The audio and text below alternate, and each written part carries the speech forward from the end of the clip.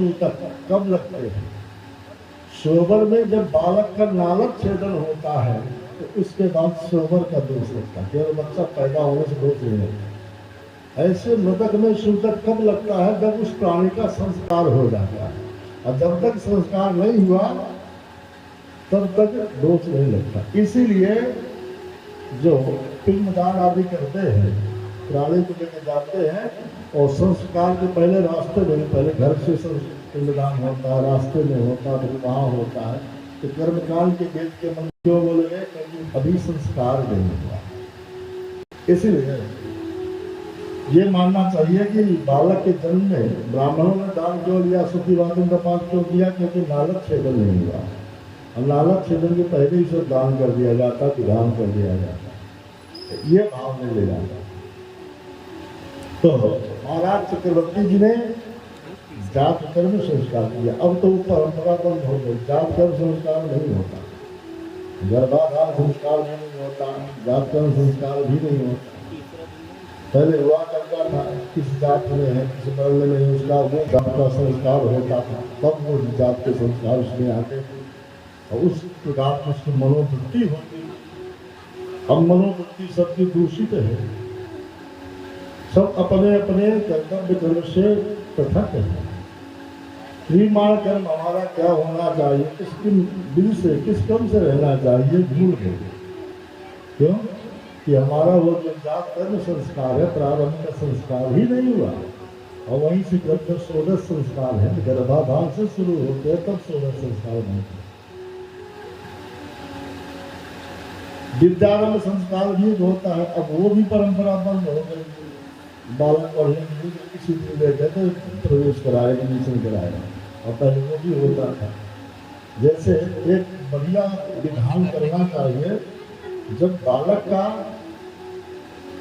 अन्नप्राशन संस्कार हो 6 महीने में, पसली जिसको बोलते हैं, तो अन्नप्राशन संस्कार में पूजन कर्म के बाद चांदी की कटोरी में शहद रखने और सोने की सलाई अपनी व्यवस्था के अनुसार, छोटी बड़ी जैसी क्षमता हो, और उस सलाई से बालक की जिह्वा में अग्नि का बीज मंत्र लिखना चाहिए।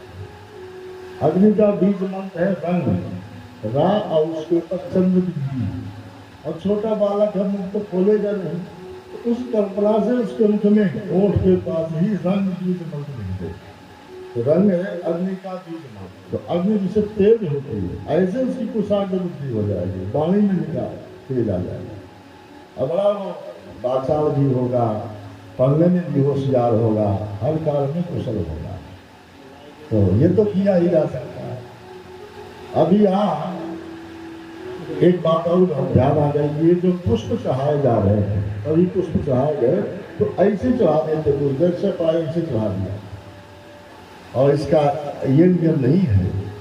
नियम ये है, उत्थाय दीपम यो दद्या पुष्पम च अधोमुखम छिन्न नालम बिल्ल पत्रम सयाति नरकम ध्रुवम।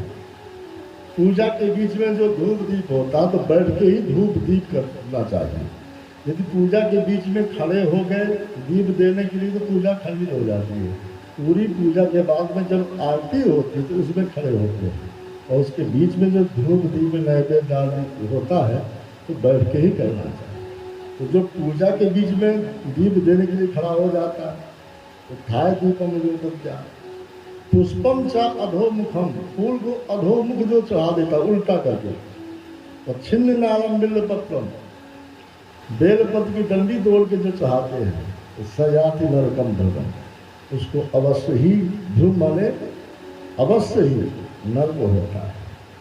तो बेलपत्र की डंडी कहाँ तोड़ते हैं? जो पेड़ से निकले हुए काले रंग की गांठ होती है उसको तोड़ना चाहिए, पूरी नहीं। जहाँ से हरा पन नीचे वाले हिस्से से होता है वो बेलपत्र में आता है, और उसके ऊपरी भाग जहाँ से काला रंग होता है पेड़ का भाग होता है, उसको पेड़ के भाग को हटाना चाहिए। और पुष्प अधोमुख नहीं हो, जैसे पुष्प खिलता पुष्प ऐसे ही खिलेगा, तो पुष्प को ऐसे ही देवता में चढ़ाना चाहिए सीधा। अधोमुख एक फूल चढ़ता है कमल का, तुलसी बिल्व समी दुर्वा कमल पुष्पम अधोमुखम। तुलसी पत्र उल्टा, समी पत्र उल्टा, दूब उल्टा, कमल पुष्प को ऐसे। तो इनको अधोमुख चढ़ाना चाहिए, नीचे के मुख करके। और अन्यानि सर्वाणि पुष्पाणि, अन्य जितने पुष्प हैं यथोत्पन्नम, जैसे उत्पन्न होते हैं, तथार्पयेत, वैसे ही अर्पित करना चाहिए। इसलिए फूल हमेशा ऐसे खिलता है, तो कभी उल्टा करके नहीं चढ़ाना चाहिए। भले गिर जाए तो गिर जाए, देवता ने फूल चढ़ाया गया, गिर गया तो शुभ माना जाता है। ऐसे नहीं पूरा चाहे ताकि जान के गिराए, ऐसा नहीं। भाव से जाके और गिर गया तो शुभ है, देव स्वीकार किया है, भगवान ने किया है। महावीर जी ने दिया था और अभी जी से प्रार्थना किया श्री राम ही धनुष को तोड़ के दो, तो भगवती ने संकेत कर दिया था, खसी मार माला जो पहनाई थी वो वहां से निकल, जानकी जी जैसे प्रणाम करी थी उनको गिर। और जब आप पूजा करते हैं जिस देवता की, जिन देवता में हो आपकी पूजा से, तो लगेगा कि मुस्कुरा रहे हैं, मुस्कुराहट आ जाती है। और यदि मूर्ति की सेवा हो रही है, नित्य दिन की सेवा करते हैं, तो उदास मूर्ति दिखेगी, समझ आइए खाली सेवा ठीक नहीं हो रही। तो जानकी जी को गौरी ने आशीर्वाद दिया था, मन सुंदर शाम करुणा निधान सुजान जी ने। तो इसलिए पुष्प चढ़ाने का भी, तुलसी दल चढ़ाने का भी, कमल फूल भी चढ़ाने का, अन्य जो भी नियम है सब वर्णित हैं।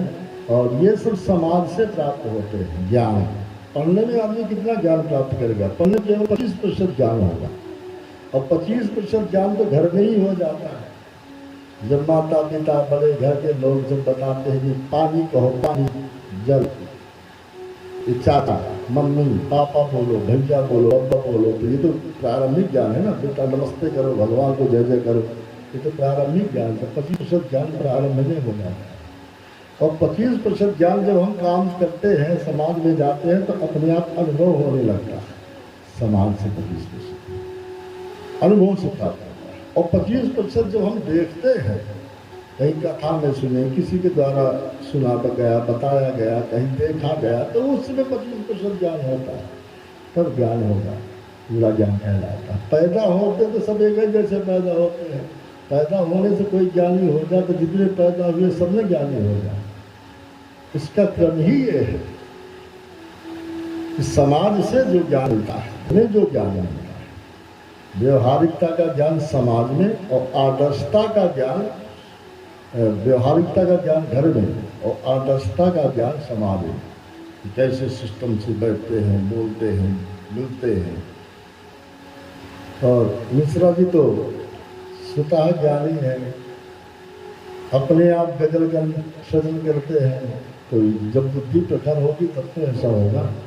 तो हमें लगता है कि आपका बढ़िया संस्कार वही अन्य प्राशन में किया गया होगा, इसलिए कुशाग्र बुद्धि होगी। विद्यारंभ मुहूर्त में किया जाएगा, उसकी बुद्धि कुशाग्र होगी। मुहूर्त होते कब, किस दिन विद्यालय में प्रवेश कराना, किस समय। तो भाग्यवशात कभी स्वाभाविक बन जाए संयोग, बिना मुहूर्त के भी मुहूर्त बन जाता, हम नहीं जानते कुछ भी, और काम किया तो मुहूर्त ही उस समय रहा। और ऐसा संयोग कभी बनता, हमेशा नहीं बनता। तो अपने आप सब इसमें निखार आ जाता है। तो दान करना चाहिए। दान करने का महत्व यह है कि सतपात दानाद भवेद धनाढ्यो